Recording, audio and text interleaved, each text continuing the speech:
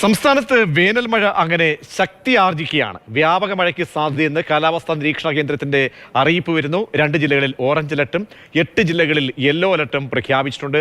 TS Harikrishnan കാലാവസ്ഥാ അപ്ഡേറ്റിന്റെ പുതിയ വിവരങ്ങൾ നൽകാൻ ചേരുകയാണ്. ഹരി, ഏതൊക്കെ ജില്ലകളിലാണ് തീവ്ര മഴയ്ക്ക് സാധ്യത?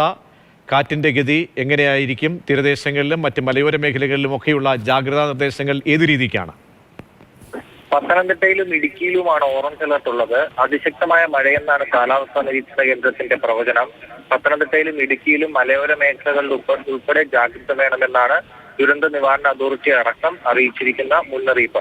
തിരുവനന്തപുരം, കൊല്ലം, ആലപ്പുഴ, കോട്ടയം, എറണാകുളം, മലപ്പുറം, കോഴിക്കോട്, വയനാട് എന്നീ 8 ജില്ലകളിൽ യെല്ലോ അലർട്ട് നൽകിയിട്ടുണ്ട്.